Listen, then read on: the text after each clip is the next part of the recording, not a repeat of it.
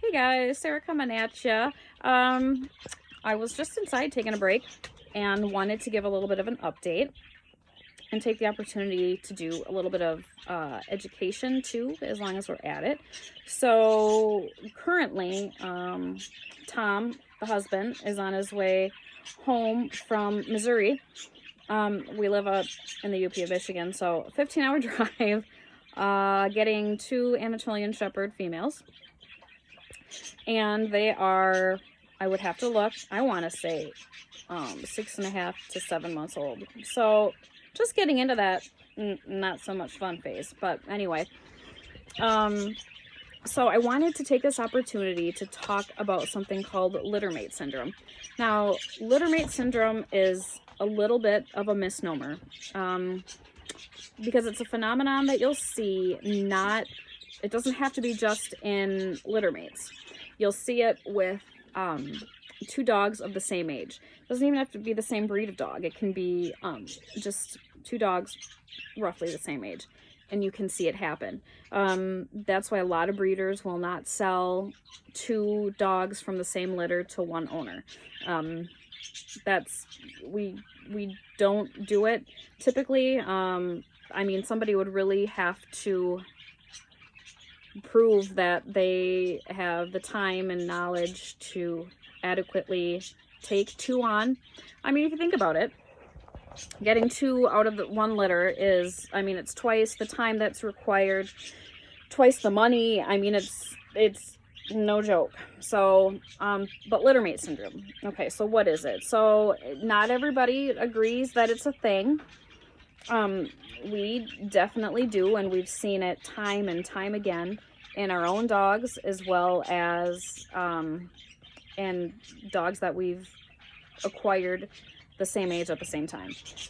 We're very blessed here that we're able to commit the time that it takes to raising two at the same time. It's not easy. It's not easy at all. So a lot of times what you'll see is if somebody, for instance, if they're having problems, you'll find they have two of the same age, they got it roughly the same time. A lot of times they'll have one that is, oh, almost dropped you there. One that is more demonstrative, one that is, I don't want to play with your toy with you, Jackson. One that is definitely more dominant. I don't want to say aggressive, but I'll say assertive. You're more likely to see resource guarding. And then that other dog oftentimes is the one that'll resource guard. They're more shy though, more reserved. They're not as confident as the other dog. And these are all very common things, right? There's different roles, different jobs within a pack setting.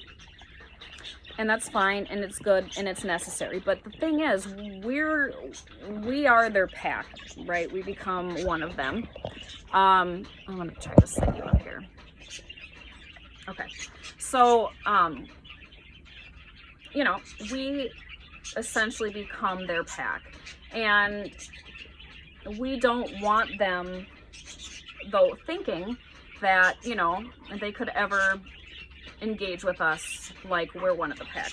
We don't want them biting at us or any of that kind of stuff, right?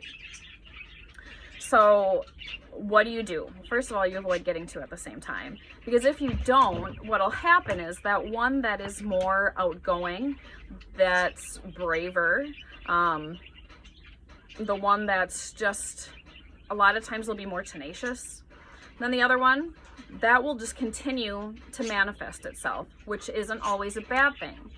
But where it becomes a problem is then that second dog, the one that tends to, maybe you'll see more resource guarding with that one. Maybe you'll see that one be shy, more reserved, kind of wait for the more dominant one to tell it what to do.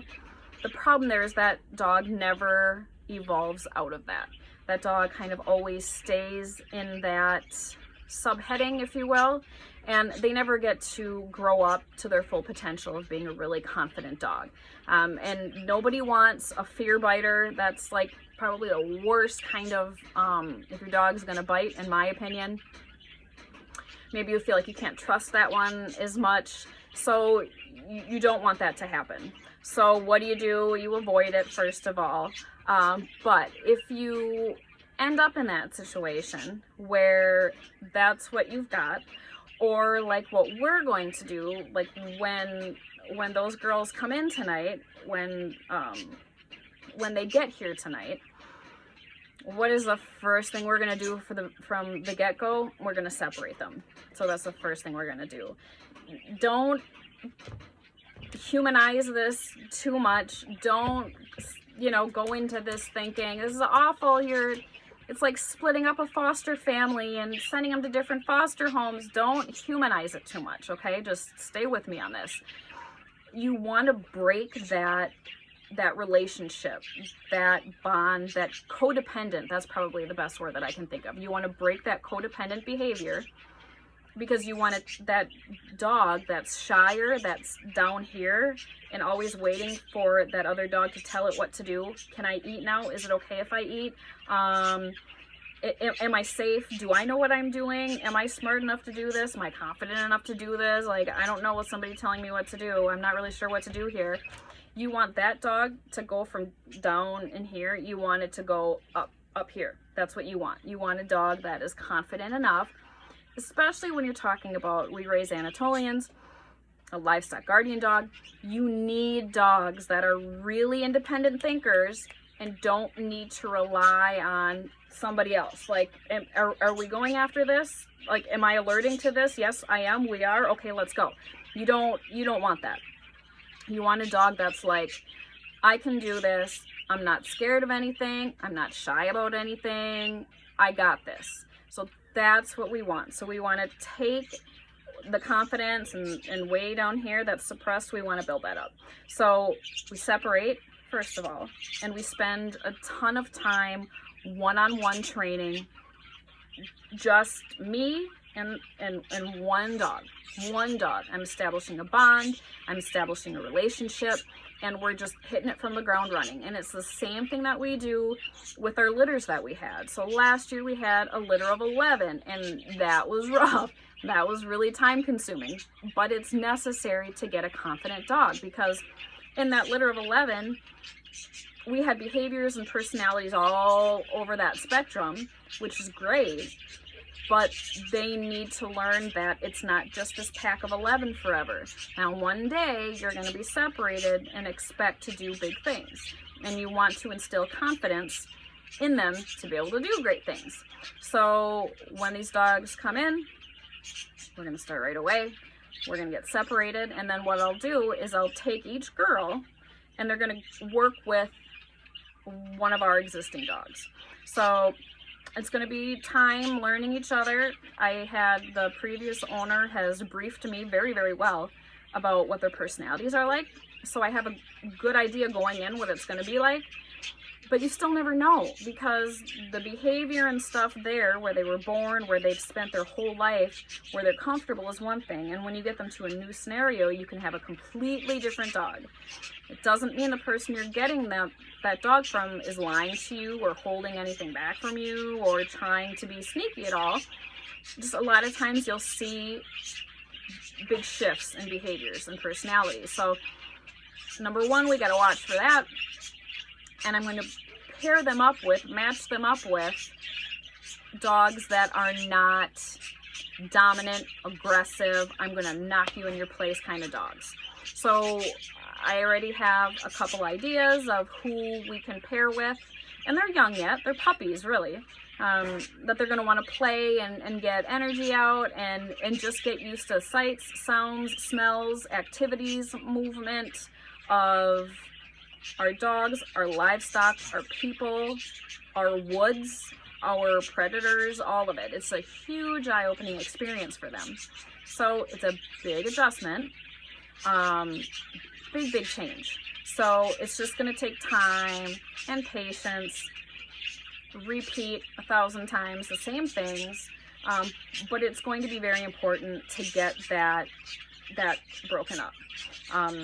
And again, just a lot of time and just a lot of one-on-one time, one-on-one training, going for walks, basic commands, just tons of the basic, no-brainer, most common things. All that extra stuff, all that LGD stuff is already in there. That's already ingrained and it's been in there for thousands of years. That part's easy. That instinct is just there. It doesn't have to be trained. It doesn't have to be taught. It's there. It has to be honed in.